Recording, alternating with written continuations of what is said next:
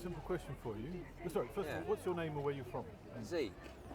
Yeah. And you live from Salisbury? Yeah, I've been here all my life. All your life, okay. Yeah. Do you feel safe in Salisbury? I feel I don't feel quite as safe as I used to feel. Yeah, I think there's a few more kind of unsavoury looking type characters around the place nowadays. And when and how did that change? It's really probably in the last 6 years, 7 years maybe. Yeah, or maybe 10 years, and then getting progressively kind of. I mean, when I say I'm a 6 foot, bloke, so I don't feel all that threatened, but really more for the ladies and stuff and the women about. So it's not that you personally feel unsafe, but you feel that it's become unsafer It's become more unsafe for other people. I feel I can handle myself, but other people maybe not. And you're thinking particularly of women walking alone, are you, or old people, or? Yeah, I mean, like say down the town path or something. There's places. I know I've got 3 sisters, so there's like they tell me that they won't go places on their own. Like, and my sister, well, she's younger than me. She cycles places because she feels safer on a bike rather than walking. And have they had any actual personal experience of violence, or is it just something that they're more concerned about? Well, there's none that I don't think personally they have, but there's. It's just kind of from what you hear and people that have been maybe mugged or sexual assaults like around the place. And where do you hear about that kind of stuff? In the journal sometimes. If that don't get reported in the journal, then maybe just word of mouth and stuff. Yeah. And, I mean, what I found quite interesting about this is I'm just asking, do you feel safe? There's loads of different ways of feeling unsafe, but it's whatever is in the mind of the person I'm talking to, because you're thinking about personal, like random violent attack basically, but there's traffic safety, there's people not wearing masks, there's lots of other ways of feeling unsafe. Yeah. So thinking about that now more broadly, do you still feel safe or unsafe, or how would you say Salisbury is? I mean, in terms of traffic, I'm probably the worst driver in Salisbury. So, because I'm in the van, I feel quite safe. If I was a pedestrian, I saw myself driving about, then maybe that'd be different. You're a very unusual man, Zeke. Yeah. Very few people say they're the worst driver at anything. I suspect you're not really. I don't injure anyone else. I'm not that bad, but yeah. Just a bit sporadic.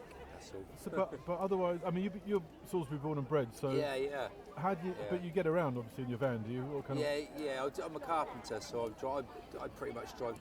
I live in Harlem, so it's a really nice walk across the town path. I love it. So yeah, I do a little bit of walking, but it's mostly driving. And I mean, compared to other places, I'm just, do you think Salisbury is safer, or particularly unsafe, or particularly safe? I mean, so compared to a lot of other places, it's in terms of maybe more on the personal safety, the attacking side, or something like that, or sexual assault. It's it's not too bad, but there's definitely a lot worse places. Great. Thank you very much. But yeah, good luck with it. I'll have that microphone back there. Oh yeah.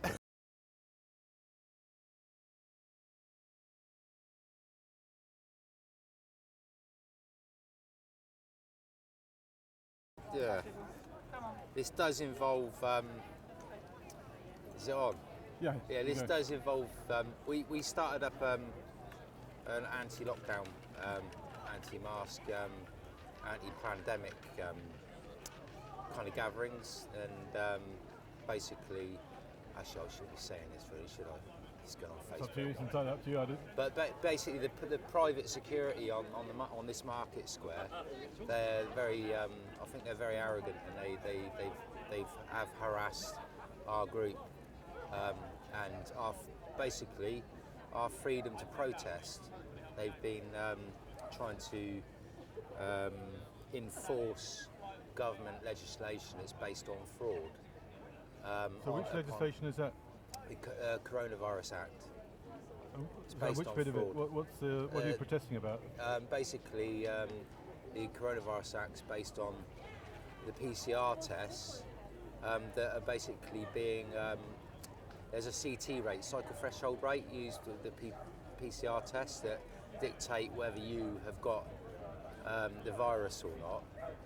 But basically, the inventor Kerry Mullis, the guy who actually invented it, said it's not to be used as a diagnostic tool to actually diagnose whether you have or haven't got something. It's for a magnification of cells. Yeah. So basically, they're basing the whole pandemic on some equipment that's being used in the wrong way, because you can adjust the cycle threshold rate up or down to give a positive or negative result. That's why there's loads of false positives and false negatives. But what are they? But when the security in the square are closing you down, what are they complaining basically, the police came along, and instead of the police taking over, they assaulted one of our members of our group. And your group is? Well, it's an underground protest group, protesting against our civil liberties and our fundamental freedoms being stripped away from us. Protesting for your civil liberties? Yeah, we're fighting for our civil liberties. Not do you against. want to say that again? Because it's actually the opposite. Right? We're fighting basically to keep our civil liberties intact and our fundamental freedoms. You're right. Basically. Okay. So, thanks a lot. That's great. Yeah.